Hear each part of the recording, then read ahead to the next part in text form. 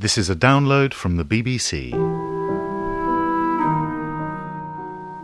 A Tale of Two Cities by Charles Dickens. Dramatised by Mike Walker.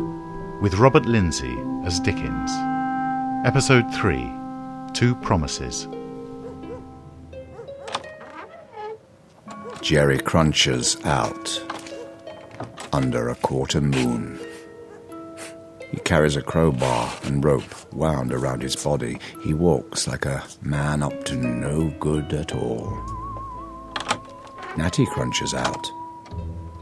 Young Natty, who's been wondering for a while now what Dad does on those nights he ain't home in his bed. The graveyard beyond the walls, where the spy, John Barsad, rests in his long home. And Natty Cruncher hides in the bushes, watching Dad and the two fellows who've joined him at their work. Hold hard! We're there. Give it a scrape. Come on, boys, you don't have to be fit for lunch. He ain't hungry. Let's have him up. Natty worms forward. Half of him has to see this, and the other half would do anything not to. Why? What have I got here? Dad! A rat? Is it a little rat in the bushes? No, Dad, it's me. It's Natty, honest it is. I know who it is, boy. I was speaking metaphorically. Like you was acting like a rat, see? I just wanted to know, Dad, that's all. I wanted to help you, so I did. Does ya? Well, you know what'd help me right now is that when we take the gent residing in this here coffin out of it, we puts you in it and nails down the lid so you keeps your mouth shut forever. Open it up, boys. No, Dad, no, please, Dad. I swear, never a word. I just wanted... Please, Dad, please. I'll never tell. Never. You'll still be fresh in there and a grinning like the devil himself. I don't want to see, Dad. I don't. Right, hold on, boys. Now, listen to me, Natty Cruncher. Tonight is the night you growed up. You're a man now and has to take this world like a man. You wants to help me in the resurrecting business? Yes, Dad. Because there's no backing out once you're in. Unlike the grave, eh, boys? I want to help you, Dad, honest. Well, honest ain't perhaps the word I'd use, but... straight. Are you straight, Natty Cruncher? I'm straight. Because there's good money to be made. Doctors will pay for fresh. And I like to say there's none fresher than Jerry Crunchers. And... so... is it to be Cruncher and Son? It is, Dad. Cruncher and Son. Then stand straight and stare death in the face, because we're all partners now. All right, boys. Well, I'll be double damned and dragged to hell. You cunning Barsad. As Jerry swears at the untenanted coffin, as Mr. Charles Darnay visits Miss Lucy Manette. A great pleasure to both of them. Miss Manette, I hope I do not intrude. Mr. Darnay, of course you do not. You did say I should call when I pleased, Miss Manette. I am pleased, Mr. Darnay, that you are pleased. May I take the great liberty of calling I was you... beginning to think you never would, Charles. Lucy, you are the most... As Mr. Sidney Cotton visits his regrets, fire the bottle, then in that other city of Paris, a recently deceased gent in the import-export business visits a wine shop in pursuit of his business of importing and exporting information. Good day to you, monsieur. Is it a good day? For a glass of cool wine, why not? They tell me you sell a very cool wine, my friend. But I'm no friend of yours, I believe. John Barsad, it seems, is in the freelance business these days, importing and exporting whatever he may find for whatever he may earn. That's good wine. Has the sun in it. Then I suggest you drink it, pay and go. Listen, Defarge. How do you know my name? It's my business to know names. Just as it's my business to know things that others don't know. And is it your business to take chances with your life? Oh, they come and go lives, like information. I hear, for instance, that you have an interest in the sad case of one Gaspard, who was lately found and executed for the act of killing the Marquis St. Evremond. You know of this? What do you know? I know the man Gaspard died for his act. How say you?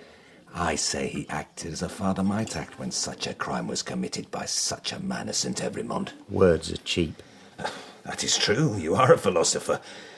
And as such, you will know that truth does not come for pennies. And sentiments like yours are written by children in their school books. Drink your wine. Dr. Manette. The good doctor stayed here after he was released. So? His daughter and a fat businessman came to collect him some years ago. So? So you have not heard of them since? Or how they fare in London? Nor do we care to. If you have something to say it like an honest man. Even if it were to your advantage to know how it goes over there. How could that be? Place 20 francs between us on this table. I will tell you what I know. If you think it nothing, take your money back. If you think it worth something, then I will pick up that coin and you will have a friend in future. You're a fool if you think I've that much money to waste. Look at this place. I would be a fool if I didn't know that you, Citizen Defarge, and you too, Madame, are part of a very secret organisation dedicated to the brotherhood of all men and the overthrow of... You have funds for this sort of... Do you know what you are feeling on the back of your neck at this moment? Do you think a knitting needle is merely a tool for making scarves and stockings? One push and the point will be deep in your brain. You will be dead before you can blink. And do you think the Evremond family is finished now, eh? That you have done your work? Think again.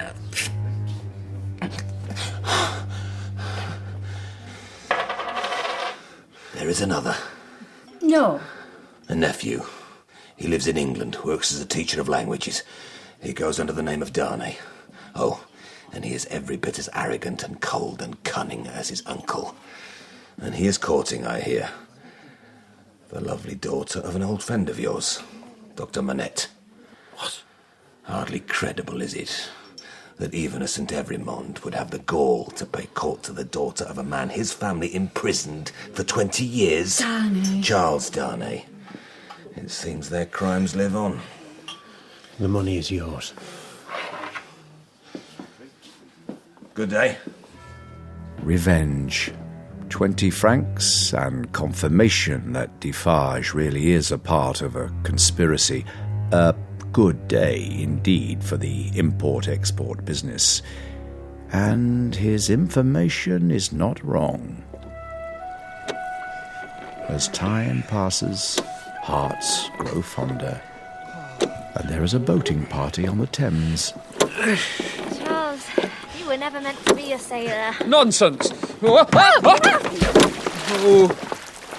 well, an admiral, perhaps, just not in a very small boat. Oh, Charles, Whoa. the oars Useful tools though they be. are floating away from us. So they are. Goodness me. You do not seem perturbed.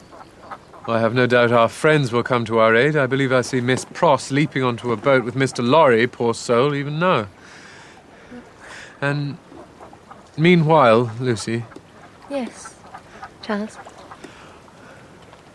I would like to take this opportunity, these few quiet moments. We have had many quiet moments in the last months, Charles, and I bless the memory of them.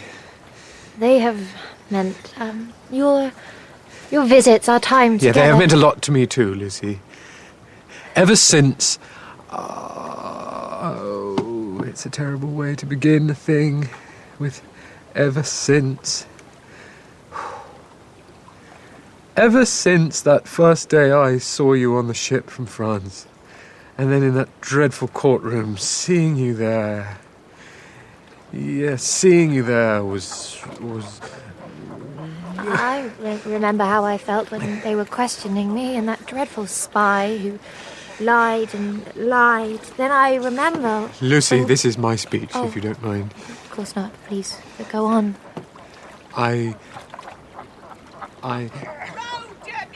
You see, ever since... You're not usually tongue-tied, Charles.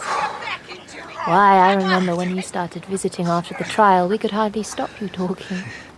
Poor old Pross would be glaring in through the door, and Father would be yawning away, and you just went on. Such wonderful stories, and I was always so... but of course, you must say... You see, Lucy, you must know what I am. I mean, where I came from. It isn't easy for you... All the times we've spent together, times that for me have meant more than other times we have not been together. Oh, that is sad stuff. I want my words to fly like eagles and yet they straggle like chickens. Our friends would have rescued us soon, Charles.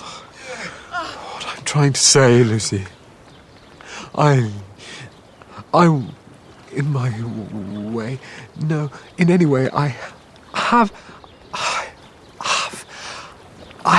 Yes, Charles. With all my heart, I will be your wife. That is what you were going to ask, isn't it? Oh, my dear love. I am so happy. I am so happy. This is the best day of my life! Whoa! Laurie! Pross! My friends! Wonderful news! We are to be married! We are to be married! Lucy, my love! I give you joy of it, Charles! Proposing to my lady bed on the river! Why, it's no better than a sailor's promise. Not to mention that the Thames is no better than a sewer. Come to think of it, it is a sewer. Pross! I am so happy I can kiss you here and now!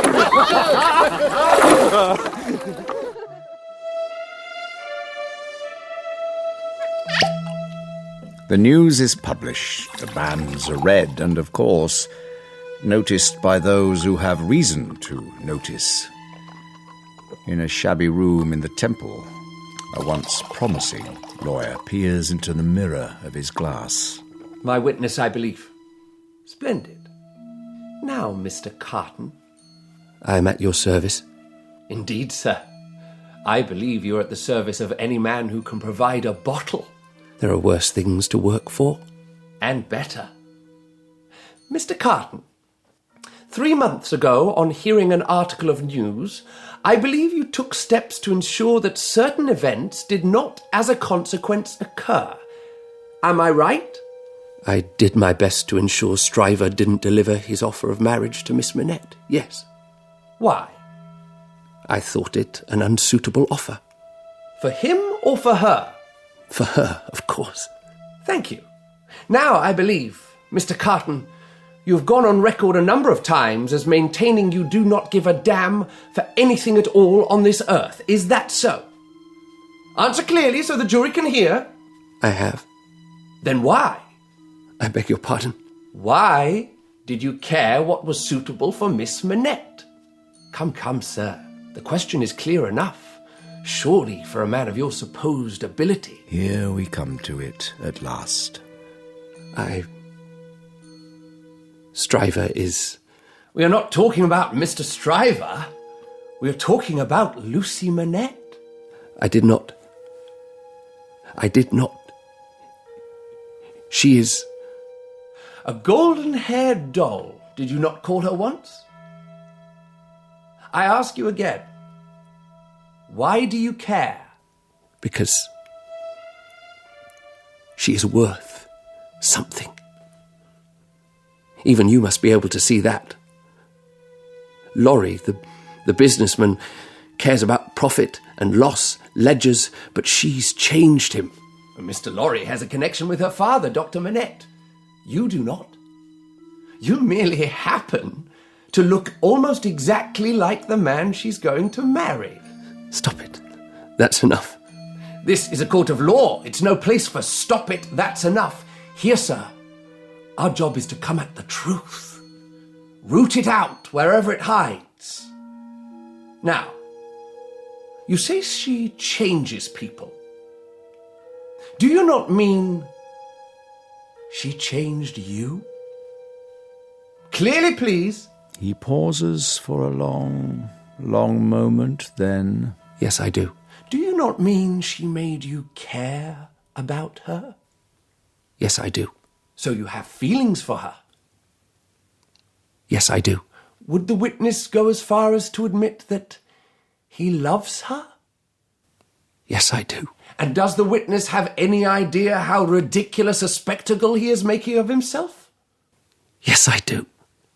And is he aware that had he given a damn, had he tried to work to achieve something, anything, in this world, rather than surrender himself to a repulsive course of weak-minded self-pity and drink, that had he made one jot of effort, he might have stood beside Miss Manette as her husband and lover?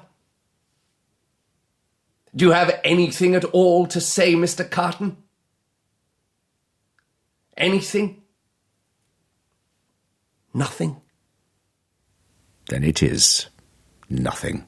And dawns the wedding day, and all is... Careful in the kitchen, you lubbers. Don't you be denting the dishes, or I'll have your gizzards for garters. Ah, good day, Miss Pross. Why, you're looking quite flustered, Miss Pross. That ain't the half of it. Getting married is no joke, I can tell you. What, you were married yourself, Miss Pross? Wouldn't catch Pross being legs in a bed for no belly ruffian. I was talking... figuratively of Miss Lucy. Ah, my ladybird, my sweetness. To think all those years ago when I brought that tiny baby to these shores. Such a baby. Such years. To come to such a day as this. Miss Pross, is that a tear I see in your eye? Pross, don't cry. If anyone here has dog soup in the eye, it's you. I, my dear Pross, shed a tear. Why, such a thing from a 30-year man at Tellson Bank was never heard of in this world. Lend us the white, will you? Silver needs a polish. And who would blame you, Cully, considering the gift you gave them? Why, more silver plates and knives and forks than I ever saw in my whole life. A small enough thing. But it does make me think, dear Pross, that there might have been a Mrs. Lorry these 40 years almost. May I... Never in this world. You was born to Bachelor's Hall, so you was. And... Oh, my sweetness. Oh, give me the wipe. Don't you look a picture? Oh, Pross, dear Pross. Now, don't you cry, Pross. Pross, don't cry. Well, you'll start me. My lord. Lucy Manette, what a day this is. I never had a daughter, but if I did...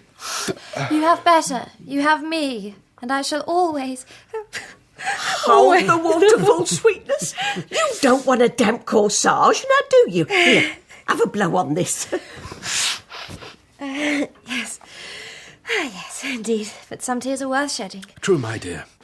Charles Darnay is a lucky man. Is he still with Father? They locked themselves away half an hour ago, I hope. Don't you fret. Nothing is going to... What is it? Oh, nothing, Pross, nothing at all. I'm sure it was only a young man talking with his future father-in-law, no more than that. Advice, encouragement. They stand, the three of them, waiting as Charles Darnay and Dr. Manette come out from their shuttered room. Father. The doctor is pale as a new tombstone, and his face has about as much expression as does the slab. Charles Darnay, too. If he's pulled any renegado moves, I'll have his pea go out by the roots, so I will. Is still as laying water, and as deep. And they all five stand caught in silence, caught out of time and place. My dear child, why so sad? This is the happiest day of our lives. Eh, Charles? Sir, it is the very happiest. Stand to, Jack Adams. Huh? Well, so it is, so it is. Pross, a bumper for all. We'll drink a toast and then it's off to the church. My friends, take your glasses. I say a toast to Mr. and Mrs. Charles Darnay. Mr. and Mrs. Charles Darnay. And God bless all who's sailing her. Who gives this woman? I do. It is a quiet service, a small group. And after, as they stand in the sunshine, waiting for the coach that will bear Mr. and Mrs. Darnay away on their honeymoon, a figure watches from the churchyard. A figure who might almost be standing beside the radiant bride, instead of standing in shadow, watching, feeling. No pain now? No, of course, no pain.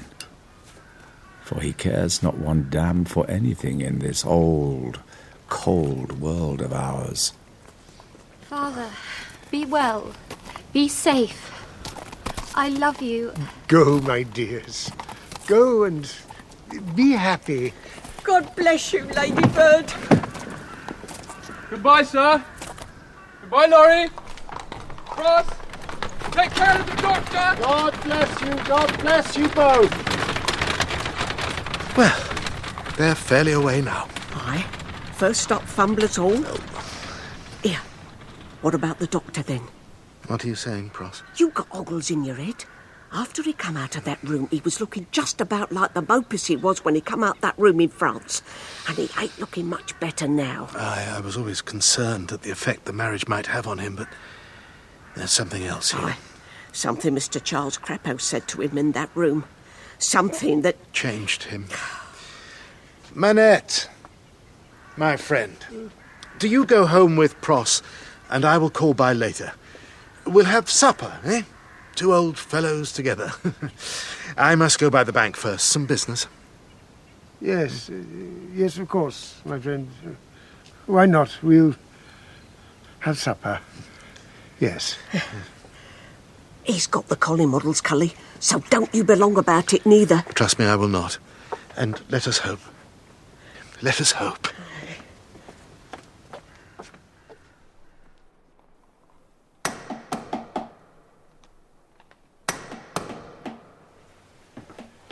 How long?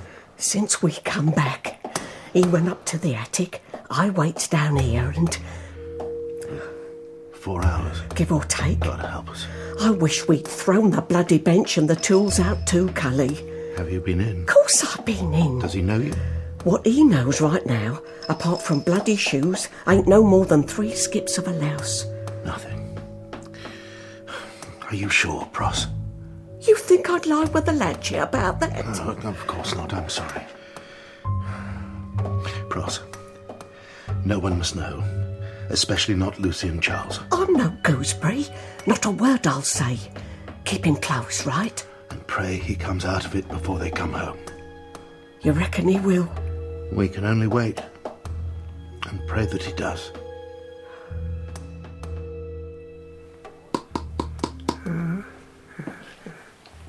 Old friend, do you know me?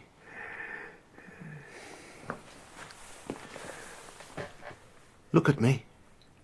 In the light here. Manette. Do you not know me? 105 North Tower. 105 North Tower. 105 North Tower.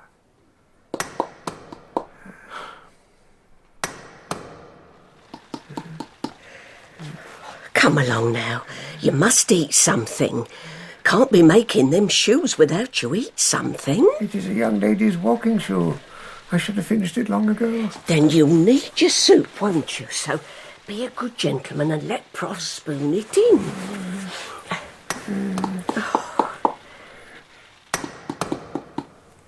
It's breakfast time, old friend. Will you join us for breakfast? Dinner, Doctor! Dinner! Luncheon, old friend. A fine sea pie. Breakfast, Dr. Manette. Coffee, sweet black coffee. Coffee, Miss Pross? Of course there's coffee for breakfast. Why would you ever need to tell me that? More toast? No, thank you, Laurie. Then I wonder if I might trouble you. Some advice, medical, concerning an old friend. Of course. You see, it is, mental, yes, of the mind. Be particular. Precise. These matters... Oh, of course. It is the case of a shock under which the sufferer was borne down for, well, I think he cannot say for how long, you see.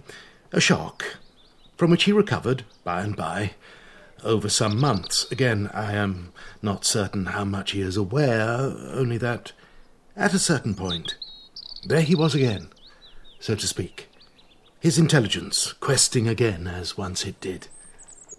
And the lost time? Still lost, but, you see, not lost. There was, how should one say it, a relapse. How long? 9 days and nights. So long? Yes. And he was... As he was before. And is there family? Do they... No, nothing. It has been kept from them. That was very kind. No, I'm a man of business. All this stuff of the mind is beyond me. I need guidance, and I can think of no man better qualified to give me that guidance than yourself. How does this relapse come about? Is there danger of it happening again? Can we do anything to prevent that? I think it probable this relapse was not unforeseen by the subject. Was it dreaded by him? Very much so. Was it preventable? If perhaps he could have shared that dread. I'm afraid I must doubt it. I think there was an attempt to prepare himself, but perhaps that made it all the more likely. Some revival of things lost, forgotten, old fears and pains, the past rising up. Does he remember anything? Nothing. And the future, as to that? We may hope that things being said, things being settled, there may be no more relapses. That is good comfort. Now, there is one more question. Yes, I think I know what that will be. I ask a lot. Will you help me further? I will. You see, my friend had about him a bench, say, at which he worked when in that lost time. A bench and tools of a trade. Would it not be better if that were done with? Gone. Burnt and forever lost.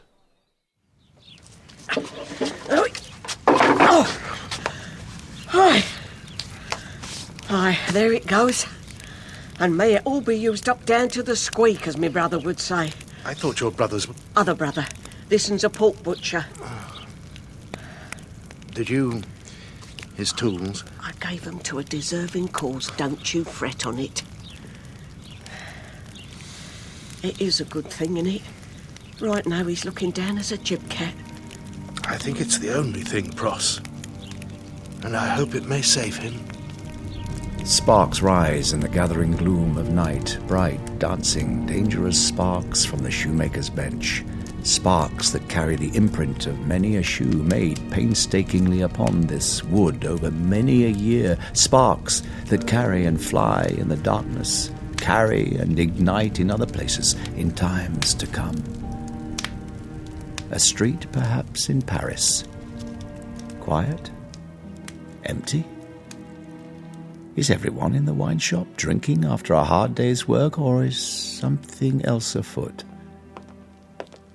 Footsteps of a man, of a woman, husband and wife, walking with a purpose, walking towards something, walking away from something. Years of oppression, of cruelty, of unbearable taxation, years of being under the heel.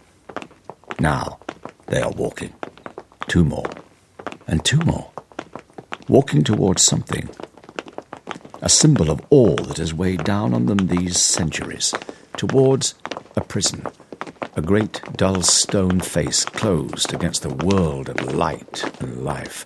A cold, damned world of darkness that has clamped bands of iron round the hopes and dreams of France.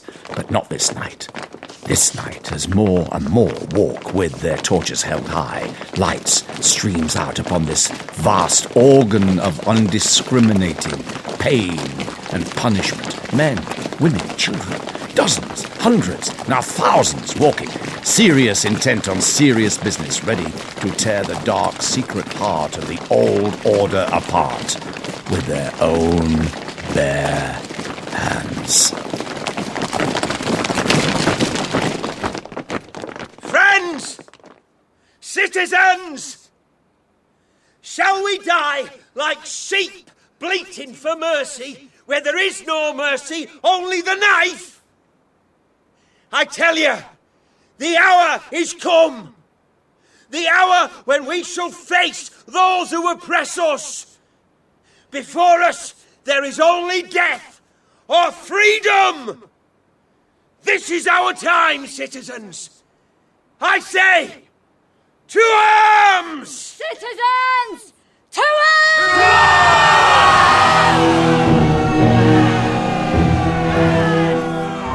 Such is the colour of hope. Nothing can stand against the storm of history coming down upon this night. And it is done.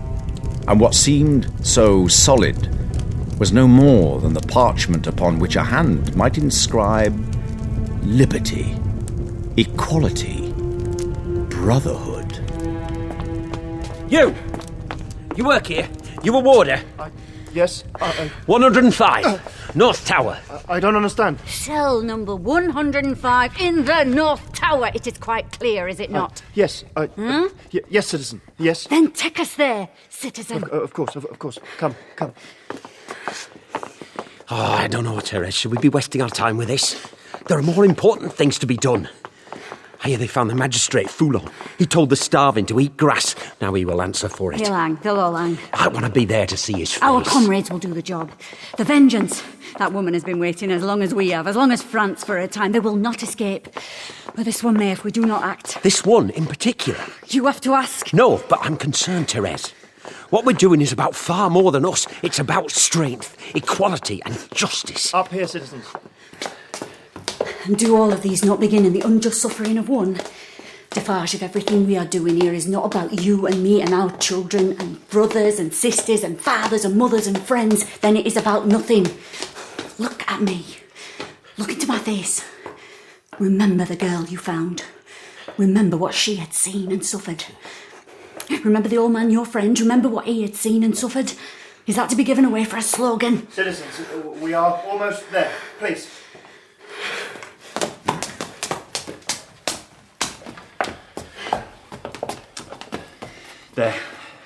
There it is. Cell 105 North Tower. It is empty now. They are all empty now. You go first, citizen. This was your kingdom. Show us around, why not? Give us the guided tour. Visit Versailles, visit the Bastille. Madame, Citizen. Defarge. The torch. Pass it along the walls. Yes? Keep going. Stop. Hold it there. There's an initial scraped into the stone. A.M. Alexandre Manette. You see, it is one man, always one man or woman or child at the very point of the dagger. There's more? A poor doctor. Yes, indeed. Now! Is it loose? Yeah, it's just flour and water. Yes? Yes! I have it. Citizens, we must go. Look at the bars. Look at the light. They are burning the building. We are burning your building. I only meant...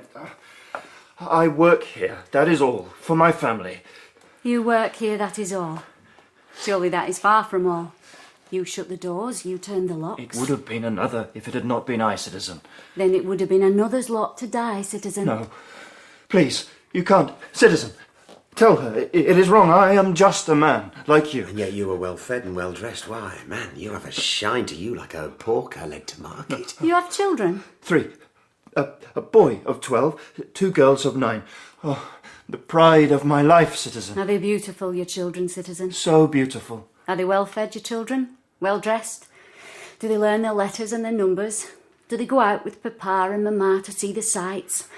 Do they laugh, your children? Oh, if you could see them, citizen. If you could hear them as they play. And, oh, God. The sound of children laughing. Ah, yes. I have heard of that sound. But as for hearing that sound... Without me, they will be lost. Do they love their father? Oh, of course, of course. Then perhaps, just perhaps...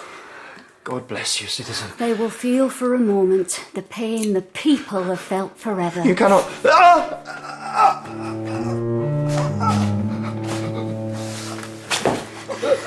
You are dying, citizen.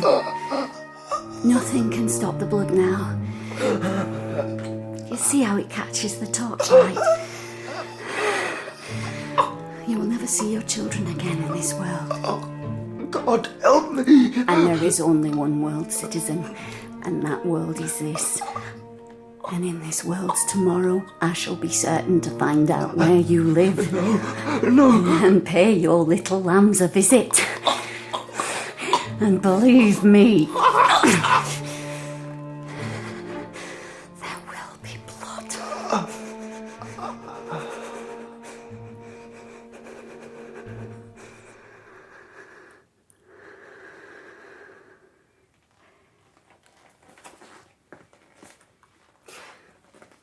I think we're done here.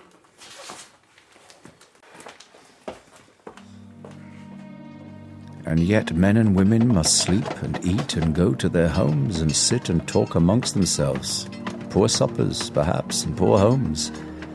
Yet hope and human fellowship has struck sparks from each. For something is growing here. A tree that grew deep in a wood, cut down, sawn, smoothed with adze and plane, measured with skill, fixed with bolts and pins, built up, joined with iron and steel and rope until... Give her a try.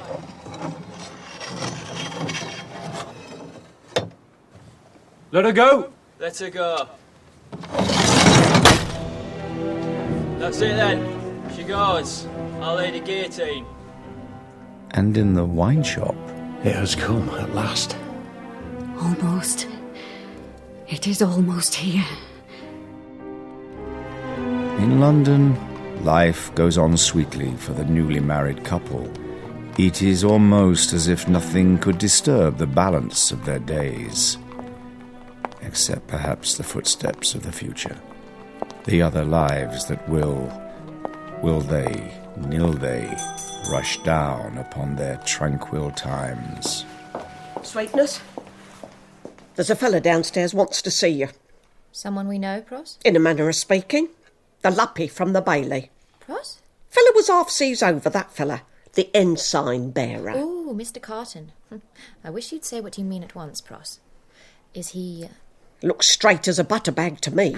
Least I couldn't smell nothing. Then please send him up. All right, you can come in. But he was outside the door, Pros. Mr. Carton, do come in. Please, Mrs. Darnay. I am indeed as sober as a Dutchman. You have no need to worry. Sir, I can assure you I never... Please, do sit down. Pros, may we have tea? Pros, please go down to the kitchen and make tea for us. Very well. I seem to recall you are fond of tea, Mr. Carton. Yes, tea, indeed. Mrs. Darnay, I was at your wedding. Huh? No, you did not see me. I thought it best. Well, but I wanted to come and give you joy of the occasion. Yes, you and your husband. to wish you joy and all happiness. That is very kind of you, sir. I owe you twice now. Twice? Yeah, for saving dear Charles and for your very good wishes. Well, the saving was the chance of nature, and the wishes... Why, words are as cheap as good intentions, so you see you owe me nothing at all. Mr. Carton, may I take the liberty... Please, Mrs. Darnay. You do not seem to consider yourself as of any account in this world. That is, of course, you're right. But I do owe you something, and I would ask you not to hold my opinion as of no matter. Oh, forgive me, it has become something of a habit with me, this... it's of no account. I'm sorry. Don't apologise, Mr. Carton. I am glad to see you here. I am happy to serve you tea, happier, I think, than you are to drink it, if we are being honest with each other. If we are. And I see no reason why we should not be. Honest? Friends. We have only a small circle, Charles and I. And I believe Mr. Lorry holds you in some esteem. He has said so more than once in this room. You do me altogether too much honour, Mrs. Well, there you Darnay. are again. Then I might perhaps visit you sometimes. It would make me very happy to be of any service to you.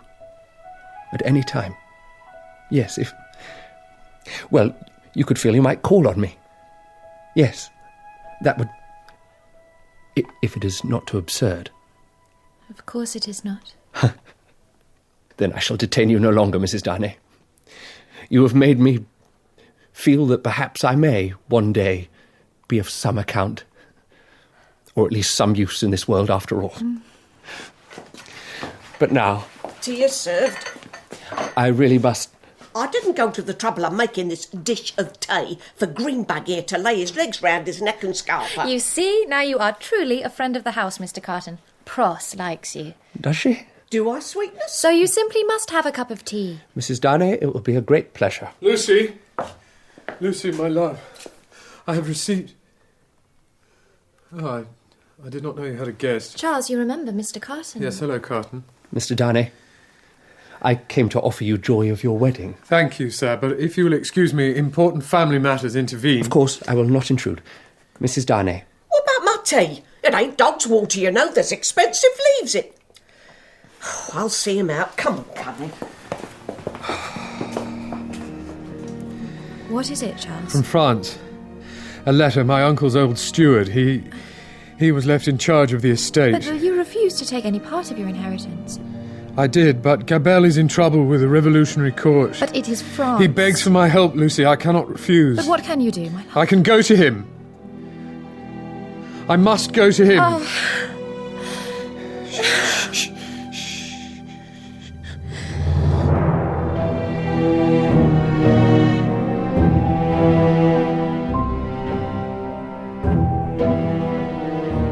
In A Tale of Two Cities by Charles Dickens, Lucy is played by Lydia Wilson, Carton by Paul Reddy, Charles Darnay by Andrew Scott, Miss Pross by Alison Stedman, Dr. Manette by Carl Johnson, and Jarvis Lorry by Jonathan Coy.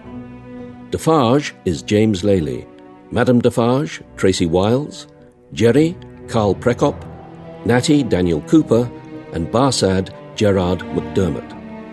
Charles Dickens is Robert Lindsay, and other parts are played by Adam Billington and Simon Bubb. The music is by Leonard Bush. A Tale of Two Cities is dramatised by Mike Walker and directed by Jeremy Mortimer and Jessica Dromgoole.